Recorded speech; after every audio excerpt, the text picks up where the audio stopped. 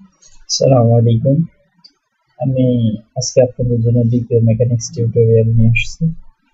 আজকে mechanics solution 2 টিউটোরিয়ালটা আপনাদের সামনে উপস্থাপন করব। এখানে আমরা আগে গত টিউটোরিয়ালে দেখছিলাম কিভাবে ফোর্স ফাইন্ড আউট করতে হয়। আজকে দেখবো যে আপনার দেওয়া ফোর্সগুলো থেকে কিভাবে রেজাল্ট হয়, অর্থাৎ লব্ধি যেটা বাংলাতে বলে, রেজাল্ট্যান্ট ফোর্সটা বার করা।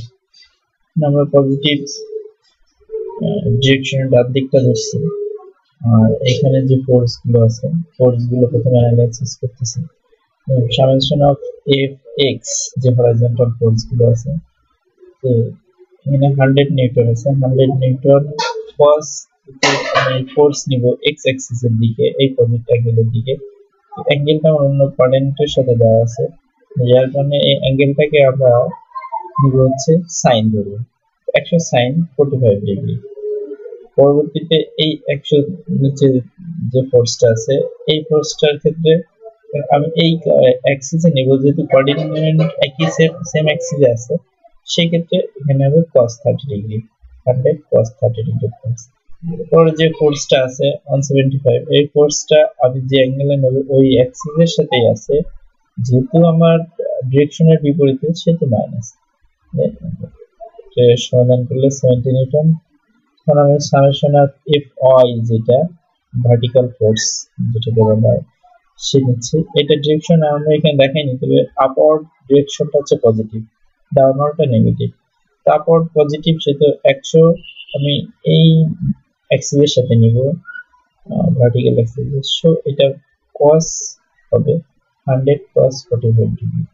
উপরে আর কোনো ফোর্স নেই, কিন্তু এখন ডাউনওয়ার্ড নেগেটিভ ধরছি, সেটা নেগেটিভ 100, যেহেতু অ্যাঙ্গেল এটার সাথে অ্যাঙ্গেল নেই, সেটা এটা হবে সাইন 100 sin 30 ডিগ্রি। আর পরবর্তী 175 যে ফোর্সটা আছে, এটার ফোর্সটা 175 sin 60 ডিগ্রি। এটা সমাধান করলে আছে 130.4 নিউটন। আমরা রেজাল্ট্যান্ট ফোর্স বাইর করার নিয়ম হচ্ছে, যেটা resultant force equal to summation of X square যোগ summation of F Y square, মানে দুটো resultant force, X vertical force এর হোল স্কয়ার আর হরিজন্টাল ফোর্স এর হোল স্কয়ার রুট 2। এই করলে যে রেজাল্ট আসবে এটা হচ্ছে সামেশন, এটা হবে রেজাল্ট্যান্ট ফোর্স।